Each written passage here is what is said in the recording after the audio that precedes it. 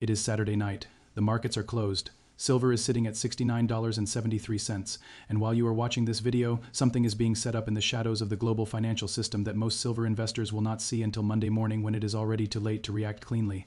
I am going to tell you exactly what that setup is, what Monday morning could look like for silver, and what the specific data is telling every serious precious metals analyst right now about the week ahead.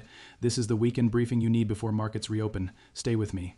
Let me start with the Friday close because the numbers from the final trading day of this week set up everything that happens Monday morning. Silver closed Thursday, March 26th at $67.75 according to Fortune. That is a $4.85 fall from the previous session in a single day. In the week that just closed, silver went through one of the most volatile 5-day periods of the entire 2026 correction. It bounced 4% on Wednesday. It fell 5% on Thursday. The whipsaw volatility tells you one critical thing about where silver is right now. The market has not found a directional conviction yet. It is trapped between two powerful forces and it is whipping violently between them every time one force briefly overwhelms the other. The first force is the structural bull case.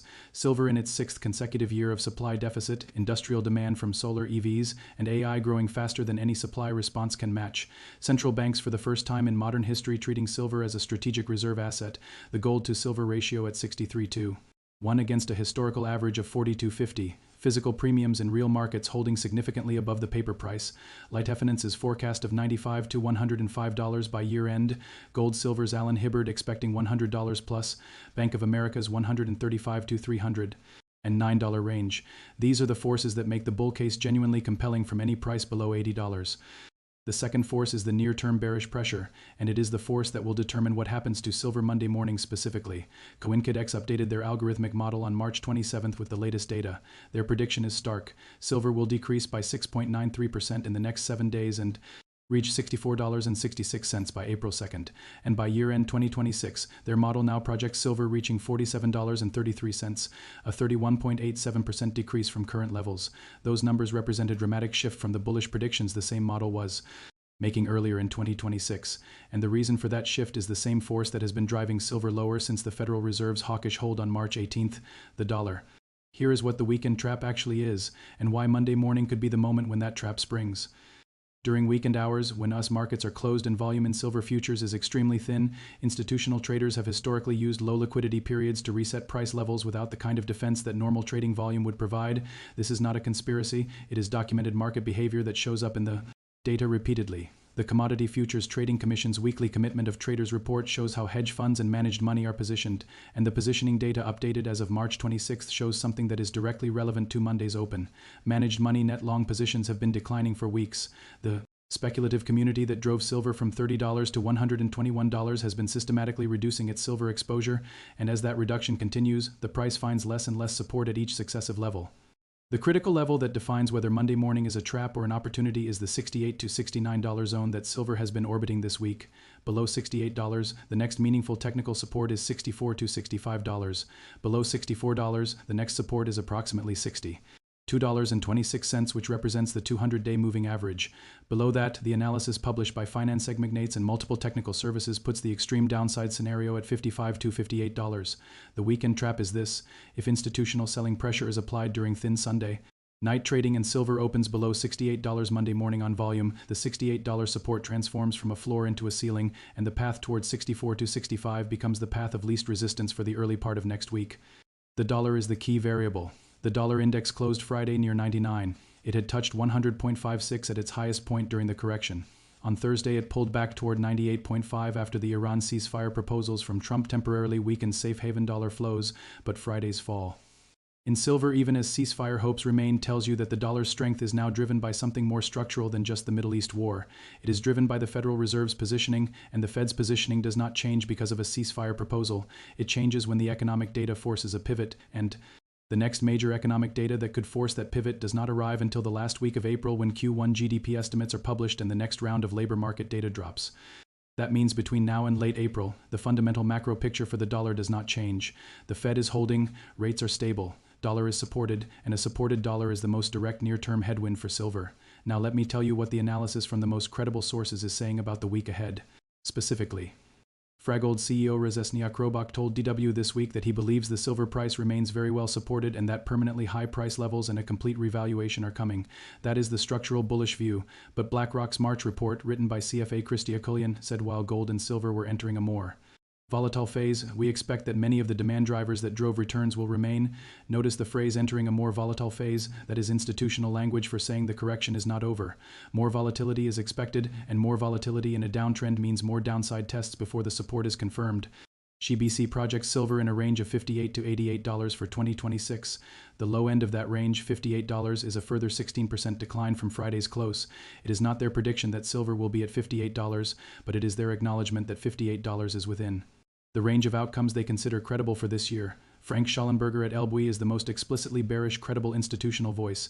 He predicts silver demand is on course to fall in line with global economic weakness, with the slowing momentum in the solar industry, weak global economy, and a further decline in jewelry. Demand likely to weigh on the silver price. That bearish case is the case where the structural bull thesis gets delayed by a global economic slowdown that reduces industrial demand just as the monetary tailwinds are being suppressed by the hawkish Fed. If you are finding this analysis valuable, take 2 seconds and hit the like button and subscribe right now. Turn on the notification bell. Monday morning is going to move fast in either direction. You want to have this analysis in your head before that session opens, not trying to consume it while the price is already moving. Subscribe, and you will get every real-time update. Now let us talk about the other side of this picture, the bullish case for Monday specifically, because the weekend trap can spring in either direction. The bullish scenario for Monday morning is also real and data-driven. Here is how it plays out. Iran ceasefire negotiations, even if the formal 15-point plan was rejected, continue behind the scenes. Trump's team signaled ongoing engagement if any concrete progress in those negotiations is announced over the weekend or before. Monday's open, oil falls further. A falling oil price directly reduces inflation expectations. Reduced inflation expectations weaken the case for the hawkish Fed.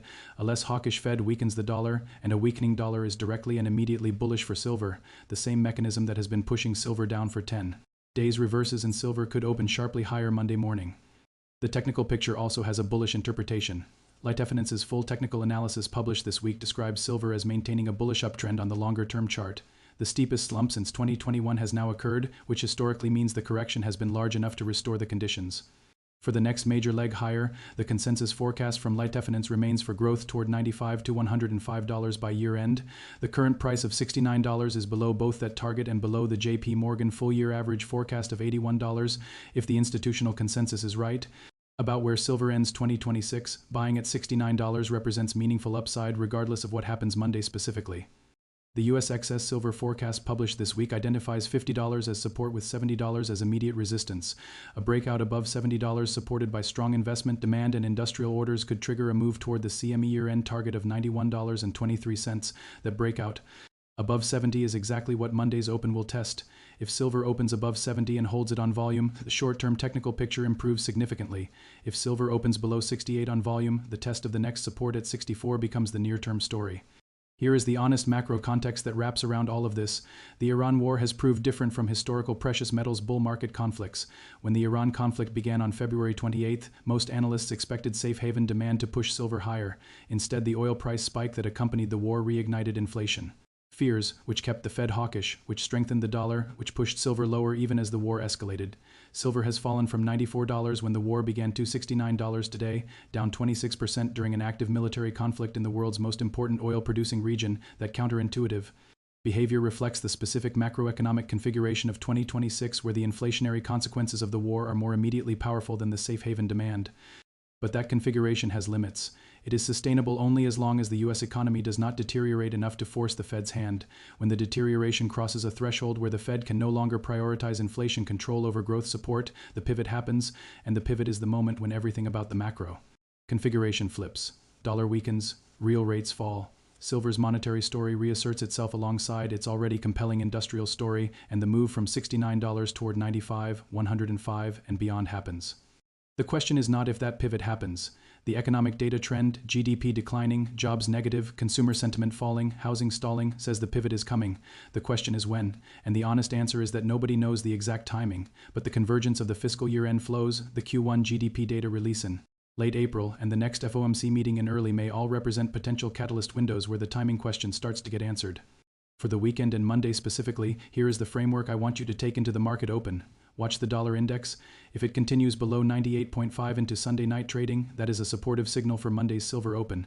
If the dollar rallies back above 99.5 in thin Sunday trading, that is a warning sign that Monday's open could test the $68 support. Watch for any Iran-related news over the weekend. Any concrete ceasefire progress is immediately bullish for silver through the oil inflation Fed dollar chain I described. Any escalation is immediately ambiguous for silver, briefly bullish on safe haven, but then potentially bearish as dollar strength reasserts. Watch silver's Monday open relative to the $68 to $70 zone. A strong open above 70 with recovering volume is the bullish signal. A gap open below 68 on volume is the bearish signal that the next support at 64 is being tested. And if you are a physical silver holder, the weekend trap I described is a paper market event. Your metal sits above all of that. The supply deficit is real, the industrial demand is real, the central bank buying is real, the Light forecast of $95 to $105 is built on those real things, not on what happens to the paper price between Friday's close and Monday's open. The longest losing streak for silver since 2013 either ended this week with Wednesday's bounce or it paused before resuming. Monday morning will give you a significant signal about which one it is. The weekend trap is set, the dollar is the spring, and the Iran negotiations are the unknown hand that could release or reset it before markets open. Before I close, I want to hear your prediction in the comments right now while you are still thinking about it. Where does silver open Monday, March 30th? Above 70? Between 64 and 70? Or does the weekend trap spring and we open below 64? Drop your number. The analysis in this comment section has been consistently more accurate than most of what appears in mainstream financial media during this volatile period, and your prediction shapes what gets covered Monday morning immediately after the open. If this weekend briefing gave you the framework you need before markets reopen, share it with one silver investor you know who needs this analysis before Monday. The weekend window is short. Every hour counts. See you on the other side of Monday's open.